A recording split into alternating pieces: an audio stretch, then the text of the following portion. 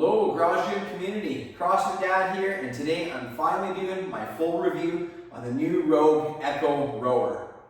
Specifically, how it compares to what's been the industry standard of the Concept 2 PM5 rower. That's been the industry standard ever since it came out, I don't know, 10, 15, whatever plus years ago. The C2 rower is basically indestructible. It's good for 10 million meters. And all you have to do is basically change the batteries. People don't even maintain them. They last forever. They're indestructible. So, until recently, there's been no real competition to the Concept 2 PM5 rower. Zebrix had one, Bowflex has got one, Assault Air Bike has one, but really they all kind of suck. No one's really competed with it, and as a result, Concept 2 hasn't really done any innovation in years. The only innovation they've really had is they updated the monitor from the PM3 to the PM5, which gave Bluetooth, but it still sucks. The monitor still sucks. So Rogue saw an opportunity here to get into the rower game, just like they did with the Echo Bike. The Aerodyne bike game, there was Air Assault bike and the Schwinn AD Pro. And Rogue saw that, and they're like, okay, they looked at specifically at the Schwinn AD Pro that was belt driven, and they built the Rogue Echo Bike. And it's superior in every way. They built a better Echo Bike for cheaper and basically phased out the other two and dominate the Aerodyne bike game. I see that's what they're doing here with the Rogue Echo rower. Basically right now, you can get a C2 PM5 rower for $1,700 and change, right to my door. This cost me and my wife $1,370. So we sold our PM5 for $1,100, paid $1,370, cost me $270 to get into the new Rogue Echo rower. Now there's been some CrossFit games and sponsored athletes out there with reviews, but I was like, okay, I had a look at it. Most of what Rogue does, they do pretty good. I'm not really a Rogue fanboy, but that's been their track record. So we decided, okay, we're gonna get the Rogue Echo rower because I believe if this replaces Concept 2, like I believe is our plan, and they have the flywheel and they just adapt the chassis, then they'll have a skier, a biker and stuff like that. So that was why we decided to do that, because we do plan on getting a skier. And if it follows suit with the Echo Bike, with the Rogue Echo rower, a better product for less money, that's going to get us into a better skier for less money. That's why we made the jump to the Rogue Echo rower. But let's actually get into this. What's better about it, and maybe what's something I don't like as much when in comparison to the Concept 2 PM5. If you've been watching a couple of my videos over the last week, the first thing that's better is maneuverability. This rower is most definitely heavier, but it is easier to move around than the Concept 2 because the turf tires make it easier. It's a big difference. It's a heavier rower, but it's easier to move around. The other part is in a garage gym, space is everything. You have limited space. I mean, I got bikes, snowblower, I got tires, I got all kinds of stuff in here. So space savings is at a premium. So there are other storage ideas. Monitor goes down, set up. You pop this clip here, lift up on the handle.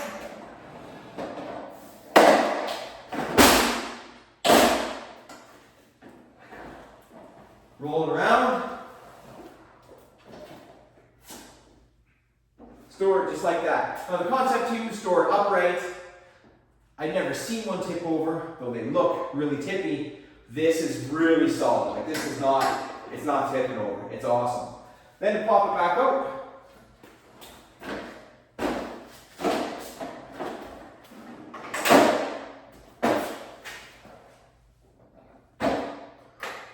Snap the clip back on, pop the monitor up, and away you go. As far as dimensions, it's a little bit wider because the turf tire setup, which makes it a little bit taller at the front, minor. The other minor difference is the seat sits about 3 or 4 inches higher off the ground than the PM5, than the C2. So not a big difference. It is a little bit easier to get on and off. It's not a lot of difference, but there is a little bit of difference there. So I'm gonna work from the top down. A huge difference is the monitor. So there's a cell phone holder. This monitor takes a D-cell battery instead of 2 AA's or whatever that the C2 took. But this monitor has better contrast, and a nicer, bigger screen. It's kind of a landscape instead of a perfect square, but it's brighter and it has better contrast. Also, you're able to go into the settings here, the sleep, for the screen sleep settings, and change it from, stop to 4 minutes to 10 minutes to 1 hour to 12 hours, whatever you want to do.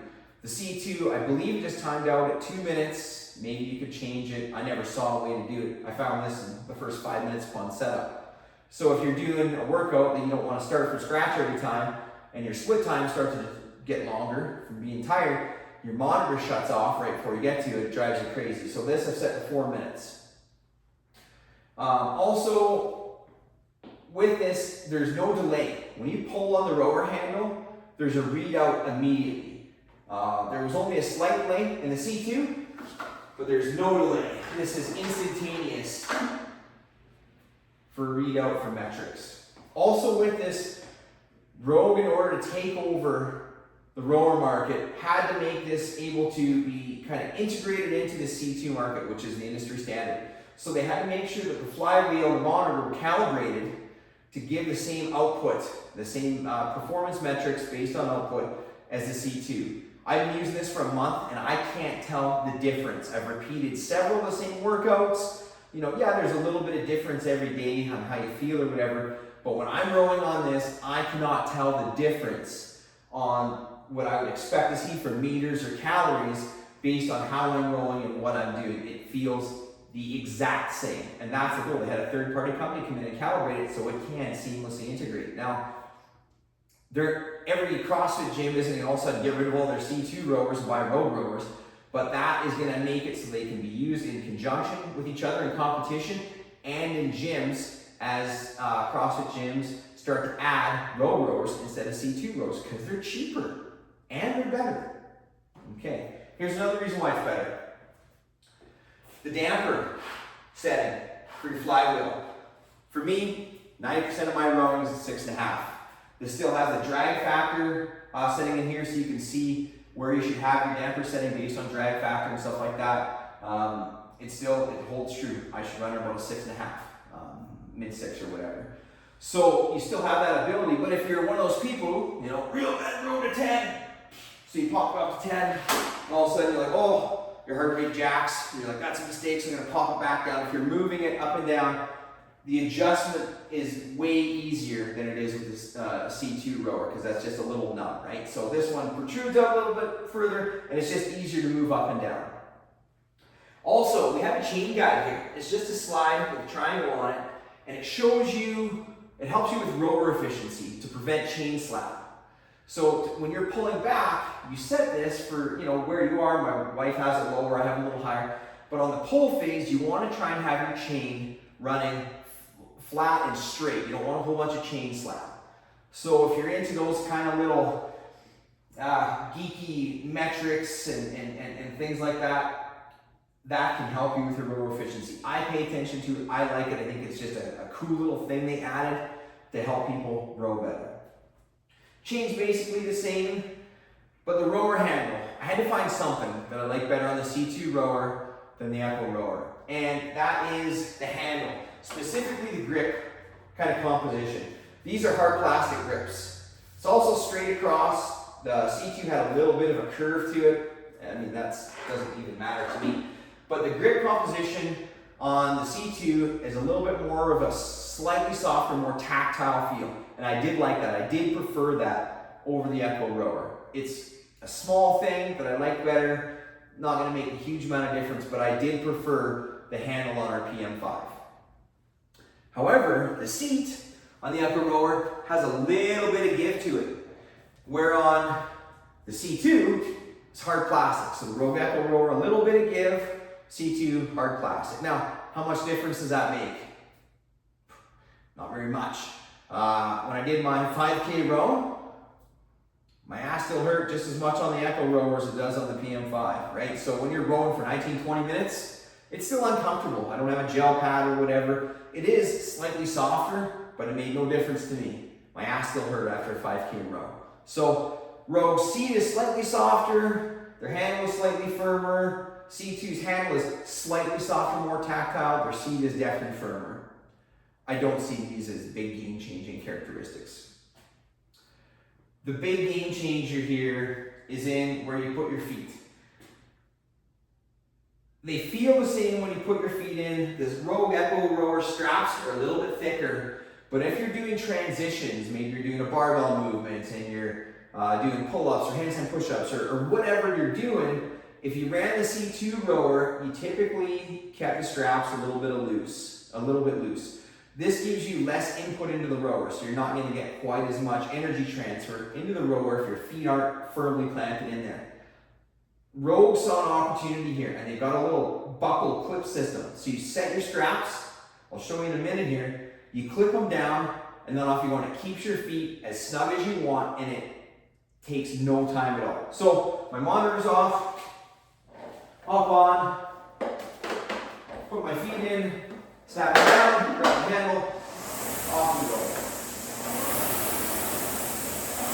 Same way, handle in, off the straps, off you go.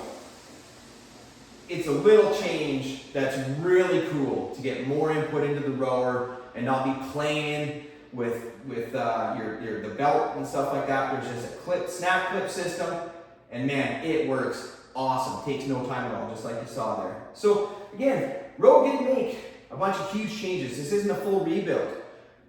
There's a lot of similarities here, a lot of kind of copying in a way, but where C2 dropped the ball by getting complacent, Rogue found ways to make some small changes to make a better rower for less money.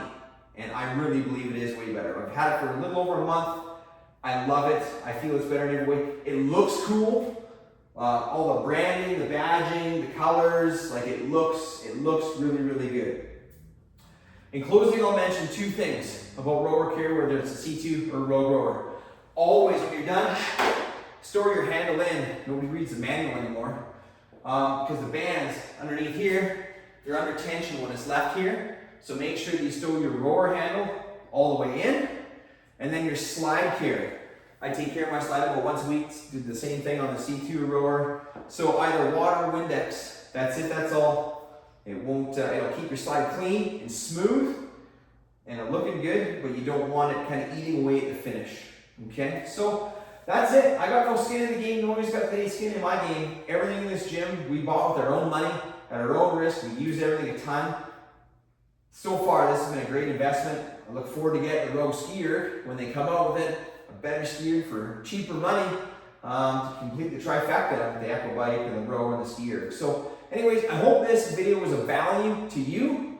If it is, comment below. If it's not, comment below. Let me know, what you think about the video, the content I try and put out. If you got any questions, put them in the comments below. I'll be doing the Gorilla Fitness Venom GHD. You can see that's on the wall there. It's a pretty modular design. I'm looking forward to doing that. But I'm going to be doing a little bit more reviews here over the winter months.